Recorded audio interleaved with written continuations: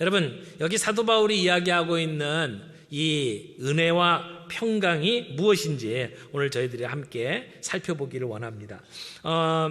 은혜와 평강을 이야기하기 전에 이 지금 편지를 주고받는 사람이 누군지를 좀 한번 생각을 해봤으면 좋겠습니다. 1절에 누가 편지를 쓰고 있고 누가 편지를 받고 있는지를 이야기하고 있죠. 자, 누가 편지를 쓰고 있습니까? 하나님의 뜻으로 말미암아 그리스도 예수의 사도된 바울. 지금 바울이 편지를 쓰고 있는 겁니다. 근데 바울이 자기를 뭐라고 소개합니까? 사도라고 소개를 하죠. 사도는 보냄받은 사람을 이야기합니다. 그러니까 보냄을 받았다라는 얘기는 내가 스스로 가는 게 아니에요. 누군가 시켜서 가는 거죠. 그러니까 사도 바울은 지금 내가 이 편지를 쓰고 있는 것이 사도로서 쓰는데 이 사도란 말 속에 나는 누구를 통해서 지금 누가 시켜서 이 일을 하고 있다라고 하는 것을 그 뜻 속에 담고 있는 거죠. 본문을 보면 하나님의 뜻으로 말미암아, 하나님의 예정, 하나님의 선택으로 말미암아 내가 사도가 되었고, 그래서 하나님의 보내신 그 일을 감당하기 위해서 내가 이 편지를 쓰고 있다라고 사도 바울은 이야기를 하고 있는 것입니다. 자기의 사역이 지금 이 에베소 교회를 향해서 편지를 쓰고 목회하는 것이 나를 보내신 분으로부터 시작된 것을 이야기를 하고 있는 겁니다. 동시에 여기 편지를 받고 있는 사람들을 이렇게 설명합니다. 첫 번째는 에베소에 있는 성도들이라고 표현을 했고요. 또 다른 표현으로 그리스도 예수 안에 있는 신실한 자들이라고 표현을 했어요. 그래서 이 편지를 받고 있는 에베소 교회 성도들을 두 가지 형태로 소개를 한 거예요. 하나는 에베소에 있는 성도, 또 하나는 그리스도 예수 안에 있는 신실한 자들. 여러분, 에베소에 있는 이라는 말은 지리적인 주소를 이야기하는 겁니다. 에베소에 살고 있는. 지금 대림교회로 이야기한다면 여기 일산에 있는 또는 대한민국에 있는 이런 표현을, 이건 지리적인 위치를 이야기하는 것이죠. 그런데 그리스도 안에 있는 이라는 말은 영적인 주소를 이야기하는 겁니다. 우리가 어디에 속해 있는지를 분명하게 보여주는 말이 그리스도 예수 안에 있는 이라는 말입니다. 자, 하나님의 뜻에 따라 예수 그리스도의 사도가 된 바울이 에베소에 있는 성도들, 그리스도 예수 안에 신실한 자들에게 편지를 합니다. 그러면서 인사말을 하죠. 2절 말씀입니다. 하나님 우리 아버지와 주 예수 그리스도로부터 은혜와 평강이 너희에게 있을지어다. 은혜와 평강이 함께 다니는 것을 보게 되죠. 그래서 은혜가 무엇이고 평강이 무엇인지를 오늘 저희들이 함께 다시 한번 좀 깊게 생각을 해보기를 원합니다. 첫 번째, 은혜에 대해서 함께 나누죠. 은혜에 대해서는 며칠 전에 저희가 송구영신 예배를 드리면서 2015년도 한 해가 하나님의 은혜였고 2016년도도 우리는 하나님의 은혜 속에 살아가기를 원합니다. 이렇게 이야기를 했습니다. 그래서 은혜에 관한 이야기를 나누었습니다. 은혜라고 하는 말은 선물이라는 뜻입니다. 특별히 우리 그리스도인에게는 예수 그리스도께서 우리를 위해서 죽어주심으로 말미암아 우리로 하여금 거듭나게 하시고 우리를 구원하게 만드시는 하나님의 그 은혜를 이야기할 때에 이 단어를 사용을 합니다. 그런데 이 선물이라고 하는 것은요, 값없이 주는 것을 선물이라고 하죠. 내가 어떤 선물을 누구에게 줄 때에 대가로 주는 게 아닙니다. 그저 주고 싶어서 주는 거죠. 그걸 선물이라고 그래요. 만약 대가로 받는 거라면 그것은 월급이죠. 그것은 뭔가 대가로 주는 거죠. 그런데 선물은 대가가 아닙니다. 받을 자격이 없는데 거저 주시는 것이 선물이죠. 은혜는 바로 그러한 것을 이야기합니다. 내가 받을 자격이 없는데, 내가 그런 어떤 특별한 그러한 자격이 주어진 것도 아닌데 값없이 거저 우리에게 주시는 것을 우리는 은혜라고 이야기를 합니다. 그러므로 이 은혜 속에 거하는 사람들의 출발점은 우리는 자격이 없습니다라고 하는 데에서 시작됩니다. 은혜를 받았던 사람들은 늘 내가 죄인이라고 하는 것을 고백합니다. 나는 연약하다라고 고백합니다. 그래서 우리의 죄됨을 인정하고 우리가 하나님 앞에 엎드리게 될 때 우리는 하나님의 은혜를 만날 수가 있습니다. 내가 할 수 있는 것이 아니기 때문에 우리는 하나님 앞에 무릎을 꿇게 됩니다. 내가 누구인지를 아는 사람만이 무릎을 꿇을 수 있습니다. 여러분, 기도가 무엇입니까? 기도는 하나님 앞에 무릎을 꿇는 겁니다. 나는 할 수 없다는 것을 인정하고 하나님 앞에 내 부족한 모습, 내 연약한 모습들을 그대로 내어놓는 것이 기도 아닙니까? 그래서 그분이 일할 수 있는 자리를 만들어 드리는 것, 그것이 기도입니다. 때로는 내가 하나님의 도우심을 받아서 이런 일을 하고 저런 일을 하고 그래서 좋은 열매를 볼 수도 있습니다. 그러나 그런 일마저도 내가 나된 것은 다 하나님의 은혜입니다 라고 고백해야만 합니다. 오늘 2015년도를 마무리 짓고 2016년도를 시작하면서 은혜 가운데 출발할 수 있는 저와 여러분이 되길 바랍니다. 하나님의 은혜가 우리의 삶의 기초가 될 때에 우리는 진정한 하나님의 은혜의 행보를 할 수가 있습니다. 2015년도는 그 은혜 속에서 한 걸음 한 걸음을 내디딜 수 있는 저와 여러분이 되기를 바랍니다. 또 하나, 은혜와 뭐예요? 평강. 자, 평강에 대해서 좀 살펴보기를 원합니다. 평강은 히브리어로 샬롬이라고 하죠. 샬롬. 한번 따라서 해보시겠습니까? 샬롬. 샬롬. 예. 그래서 우리 한국 사람들이 만나면 안녕하세요, 뭐 먹고 사는 게 힘들었을 때는 식사하셨나요? 이런 인사들을 하게 되는데 유대인들은 만나면 하는 인사가 샬롬이었습니다. 평강을 기원하는 것이죠. 이 평강은 개인적인 물질적 축복과 번영을 이야기하는 말로 많이 쓰입니다. 그런데 이 샬롬이라는 것은 단순히 개인적인 평안함, 안녕만을 이야기하는 것이 아닙니다. 그것을 뛰어넘어서 하나님과의 만남, 하나님과 화목하게 되는 것, 그래서 우리의 삶이 하나님이 원하신 상태로 바뀌는 것, 그런 의미들을 담고 있습니다. 그래서 이 평강에는 세 종류의 평강이 있다고 설명을 할 수가 있습니다. 첫 번째는 하나님과의 평강입니다. 평강이라는 말을 다른 말로 바꾸면 화평이에요. 그래서 하나님과의 화평. 이게 무슨 말입니까? 이 땅에 예수님이 오셨습니다. 하나님이 보내셨기 때문에 오셨습니다. 예수님이 하신 일이 뭡니까? 십자가에 못 박혀 죽으심으로 말미암아 우리와 하나님을 화목하게 만든 거예요. 우리가 죄 가운데 거할 때는 하나님과 우리는 어떤 사이였습니까? 원수지간이었습니다.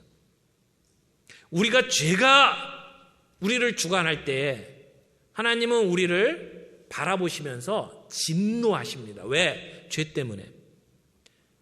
하나님은 죄를 그냥 두고 보실 수 있는 분이 아닙니다. 죄에 대해서는 반드시 벌하셔야 되는 분입니다. 그래서 죄를 짓고 살아가는 우리를 바라보실 때 하나님은 하나님의 진노를 쏟아 부을 수밖에 없습니다.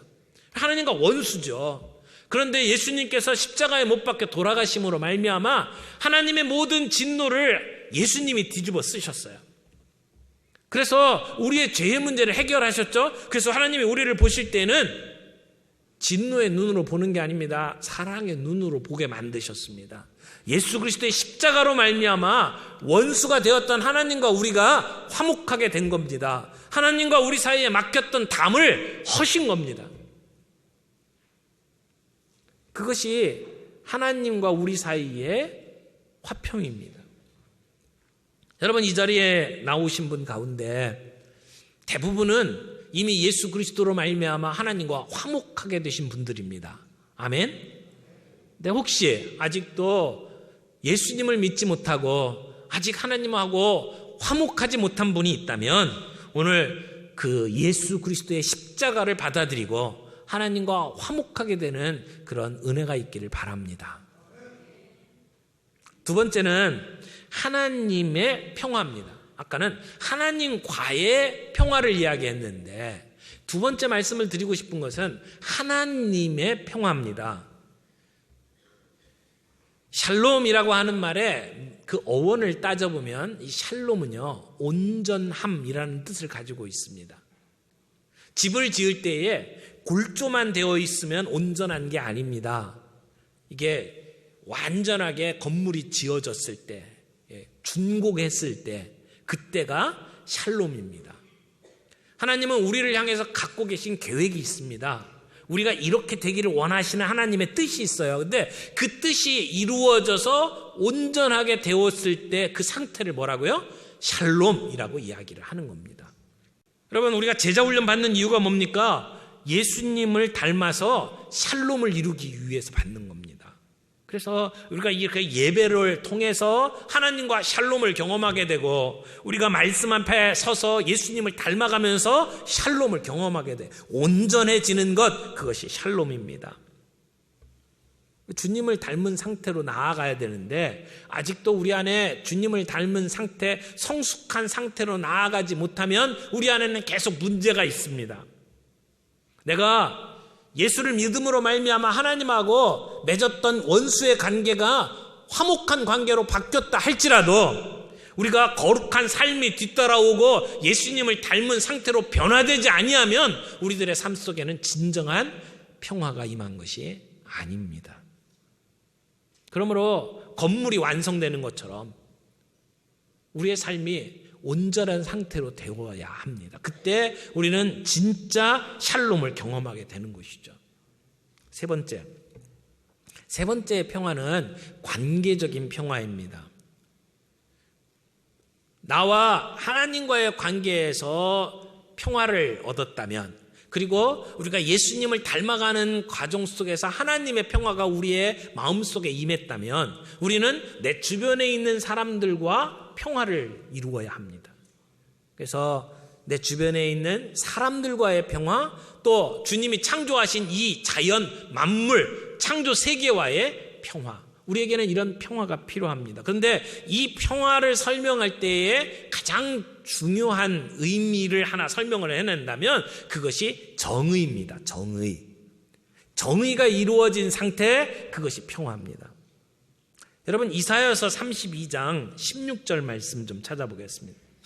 우리 이사야서 구약성경 가운데쯤 가죠. 이사야서 32장입니다.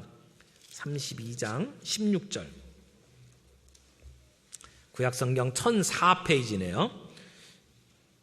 이사야 32장 16절 17절 말씀을 제가 읽어드리겠습니다. 16절. 그때에 정의가 광야에 거하며 공의가 아름다운 밭에 거하리니. 17절 다 같이 읽겠습니다. 공의의 열매는 화평이요 공의의 결과는 영원한 평안과 안전이라. 여기 보면 공의가 광야에 거하고 공의가 아름다운 밭에 거하리니, 지금 공의에 대한 이야기를 하고 있습니다. 그래서 공의가 열매를 맺게 되면 그것이 화평이고 공의의 결과가 영원한 평안과 안전이라고 설명을 하죠. 샬롬은요, 공의, 정의가 실현되는 것을 이야기합니다. 하나님은 우리들의 관계 속에서 정의가 실현되기를 원합니다. 가진 사람은 계속 갖게 되고 없는 사람은 점점 더 없어지는 것, 그것은 하나님이 원하시는 샬롬이 아닙니다. 평강이 임해야 된다는 것은 그런 의미에서 경제적인 정의가 실현되는 것을 의미하는 것입니다. 구조적인 불의와 억압, 착취가 일어나는 곳에는 하나님의 평화가 임할 수가 없습니다. 모든 불의가 무너지고 정의가 서는 것, 그것이 평화입니다. 오늘 남과 북을 가로막고 있는 저 철책선이 무너지는 것이 평화입니다. 하나님께서는 오늘 우리가 우리 주변의 사람과 사람 사이에 평화를 이루기를 원하고 하나님이 주신 자연과 평화를 이루기를 원하십니다. 여러분, 이 본문 안에 다시 한번 돌아가겠습니다. 에베소서 1장 2절 말씀해 보니까 이 은혜와 평강이 어디로부터 온다고 되어 있나요? 하나님 우리 아버지와 주 예수 그리스도로부터라고 이야기를 합니다. 여러분, 우리가 은혜와 평강을 누리기를 원합니다. 그런데 그 은혜와 평강, 이 복의 근원이 어디입니까? 하나님 아버지와 주 예수 그리스도로부터 온다는 겁니다. 여기에 표현되어 있지 않지만 성령님을 통해서도 우리에게 은혜와 평강이 임하는 것을 알 수 있습니다. 그래서 복의 근원이 삼위일체라고 표현할 수 있는 것입니다. 평화가 누구로부터 옵니까? 하나님으로부터 옵니다. 하나님은 우리에게 이 평화를 주시기 위해서 하나밖에 없는 독생자 예수 그리스도를 이 땅에 보내주셨습니다. 그러므로 평화는 하나님으로부터 오는 겁니다. 이 땅에 막힌 담 깨어부시도록 하나님은 이 땅에 예수 그리스도를 보내주셨습니다. 그분을 십자가에 못 박아 죽이셨습니다. 그래서 하나님과 우리 사이에 막힌 담을 허무셨습니다. 사람과 사람 사이에 막힌 담을 깨부셨습니다. 하나님이 주신 겁니다. 은혜와 평강은 예수님이 주시는 선물이기도 합니다. 주님은 제자들에게 늘 평강을 주시겠다라고 약속을 했습니다. 예수님께서 십자가에 못 박혀 돌아가시기 바로 직전에도 예수님은 요한복음 14장에 내가 너희에게 평안을 주노라 말씀하셨어요. 주님이 주시는 평안은 이 세상 사람들이 이야기하는 평안과는 다른 평안을 이야기하는 겁니다. 환경에 지배받지 않는 평안. 그래서 사도 바울이 빌립보 교회에 편지를 쓰면서도 내게 능력 주시는 자 안에서 내가 모든 일을 할 수 있다고 이야기하잖아요. 여러분, 그때 사도 바울이 이야기하는 내게 능력 주시는 자 안에서 내가 모든 일을 할 수 있다는 말은 내가 원하기만 하면 모든 일을 다 이룰 수 있다, 그 얘기가 아니에요. 사도 바울은 지금 감옥에 있잖아요.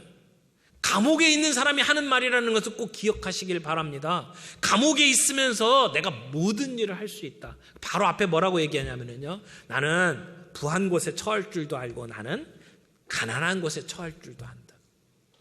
일체의 비결을 배웠다. 그게 모든 일을 할 수 있는 거거든요. 여러분, 우리가 정말 주님이 주시는 평강을 누리기 시작을 하면 우리의 환경에 지배받지 아니하고 우리 안에 평강이 임할 수가 있습니다. 주님이 주시는 평강입니다.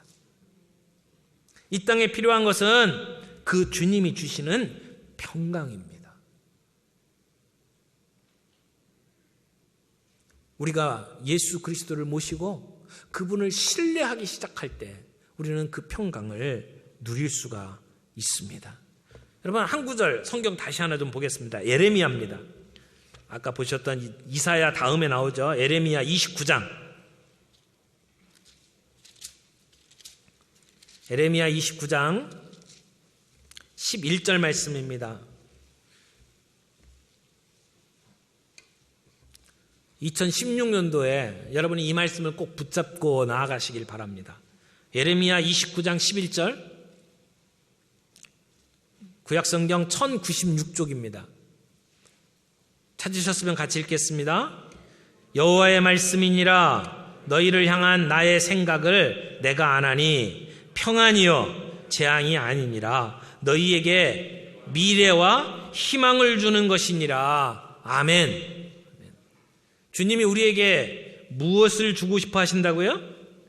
미래와 희망을 주는 거라고 이야기합니다. 그것을 다른 말로 평안이라고 이야기하죠. 주님은 우리가 이 평안을 누리기를 원하시는 겁니다.